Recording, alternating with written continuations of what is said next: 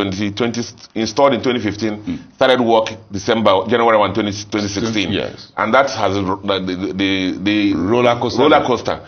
Solid strategy, transformational processes, solid risk management transformation. There's some big investments. And big massive investment in digital platforms. In the digital platforms. We also have some big investors coming in. And also, also the things that happen, big investors came out there. But you see, one of the stories that I want to push out there, again, about what the FirstBank will have today, is when the board has superior corporate governance and lets the management of the bank run the business the way they have been trained to run. That struck me within the last 5 years. Yeah, you find, see what board stability provides to the board, to the management of a bank, and they can go out there and fight the war and make sure the bank is run properly. And so, for them, the journey has been completed. The bank has been turned around. Okay, so we're going to be looking for the new horizon. The same Nigeria, they are pushing towards digital platform. More digital platform, and then human capital development. FirstBank has, you won't believe this, FirstBank has the first technology academy,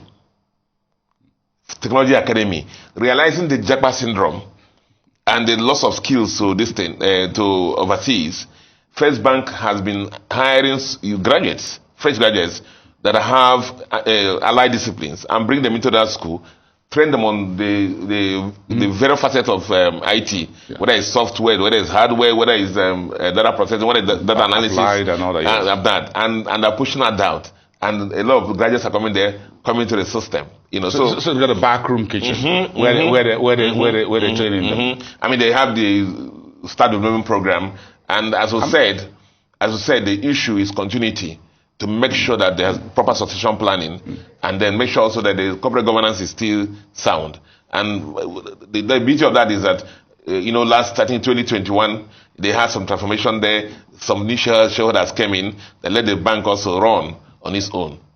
Let's that's quite interesting. If you talk, you can spend a whole day talking about FirstBank, again, transformation and very rich history, being a major bank in Nigeria that's given support not just to the economy but also to the government of Nigeria successively over time.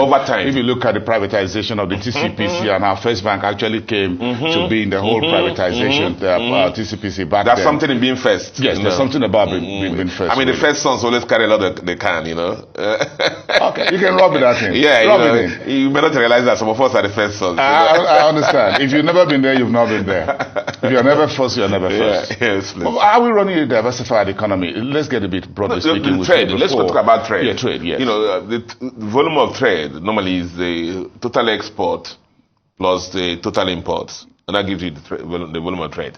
Now, but you see, as an analyst, that's really nothing to analyze. He speaks of the tragedy of Nigeria. The tragedy of Nigeria. Let me tell you why. The trade figures for export, oil and gas, and allied, near oil and gas, is about 90%. It's about 90%. The imports for Nigeria, oil and gas, PMS and allied, is about 80%. So what is there to analyze? It speaks of what we know already. So look, almost a zero margin. Yeah, let me look at the export again. When we analyze GDP here, and I tell you that the misalignment in our economy is the fact that the oil and gas that contributes 5% to our GDP is now contributing about 90% to our external trade. Yes. And so 10% is all the effort of Nigeria, the non-oil exports. Meanwhile, from 1960 to date, if you look at all the development plans, it has always been what? To diversify the economy base of the country. To diversify the economy base of the country. Yet, how many years after? Oil is still the dominant. Oil is still about 90%. That's the tragedy of our country. And so, for those in power now, for the new government in power now, they should continue. Despite the best efforts of Central Bank of Nigeria, despite the best efforts of everybody that is in the government, they should continue to diversify to make sure that... When you say best efforts when the best does not produce best result, does that look like best effort to you? What needs to change moving forward? The beyond the mantra. The exporters will still tell you that, one, there are still the limiting factors to their business, which is still finance, despite the CBN LT 200 initiatives. You know, the policies and structure at the ports that, you know, stop their, slow down their exporting. Inspection processes, because sometimes a lot of things we export from Nigeria go abroad and they're rejected. You know, so multiplicity of taxes, you know, when they are carrying their goods to the port. And charges. You know, so all those have to go. I'm happy that the central bank has been holding some town hall meetings with the exporters. But the issue is that... But that's how much the central bank can do down the line. The upstream part of export, which is your factories, your local government, the area where the industry is situated, the local government, your money and the rest. Remember, we keep saying it here, brother, that the lowest common denominator or highest common factor in all these things is what? Power. The cost of doing business. The cost of doing business. You know, so the new government coming to power, or the new government that's already in power, let them focus also on power. I mean, it defied Obasanjo, it defied Yaradua, he defied Uncle Buhari. Now, we have a BAT there now. Yes. Let them focus on power and try to solve this problem for us. So, when we talk about power, are you talking about the Dangote refinery, or you think the refinery oil import still part of our energy mix that we need for industrial manufacturing, a very robust one? If you go to a typical manufacturing company now, they will tell you that 40% of their cost comes from running their own independent power plant, which is the plethora of generators and the diesel consumed. You will find generators everywhere, and that is it. So most of the factories, one of the first things they put on the letter of credit they're opening for their factory is what? Generator importation. So Dangote refinery itself has a power plant.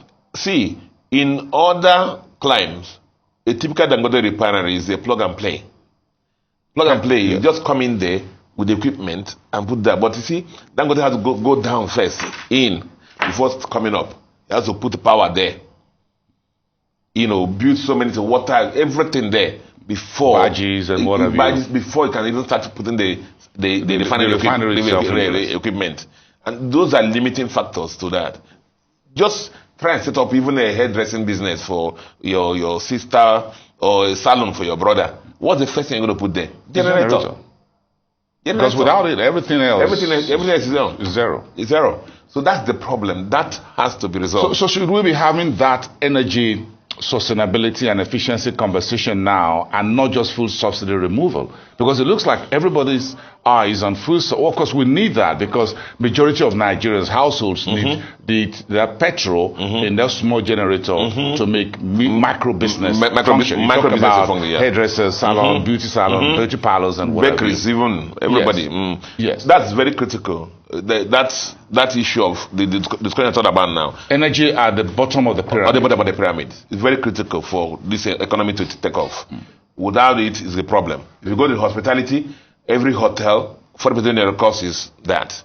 If you go to restaurants, the same thing. Every business you go to, 40% of the cost, 50% of the cost is power. So that equation, that power issue has to be taken out of that.